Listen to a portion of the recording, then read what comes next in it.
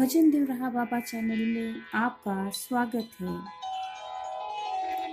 हम जिनके चमत्कारों की श्रृंखला यहाँ पर लेकर आए हैं, वे एक ऐसे महायोगी थे जिनका संकल्प अमोघ था और वह ईश्वर के संकल्प के समान ही शक्तिशाली था।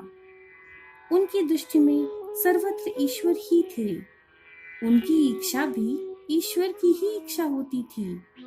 इसीलिए उनके संकल्प का ईश्वरीय नियमों से कभी विरोध नहीं होता था।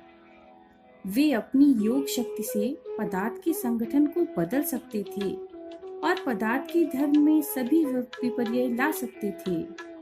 पिस्तौल से भरी हुई गोली को निष्क्रिय करना और विष की मारण शक्ति को समाप्त करना योगीराज के लिए अत्यधिक सहज कार्य था।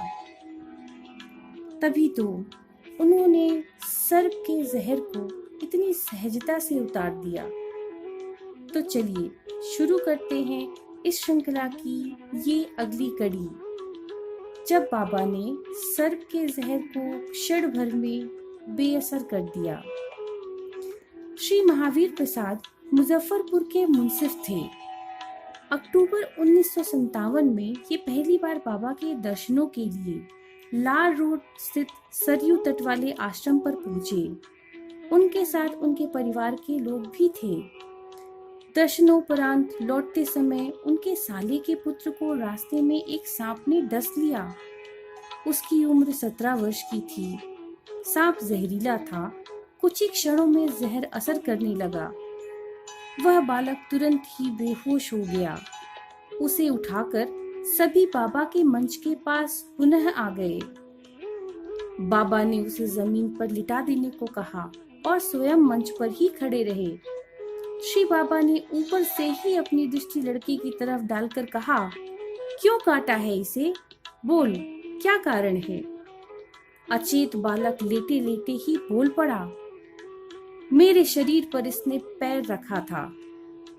बाबा ने कहा, यह अनुचित है। जानबूझकर बालक ने कोई अपराध तो नहीं किया।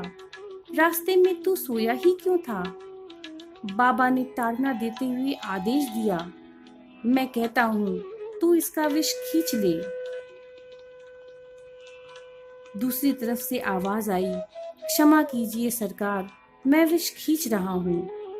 बालक उठकर बैठ गया और थोड़ी देर में ही वह पूर्णतः स्वस्थ होकर घर लौट गया। सत्य है, बाबा के लिए ये कार्य अत्यधिक सहज था। ओम तीव्रहाय दिगंबराय मंचासिनाय नमो नमः।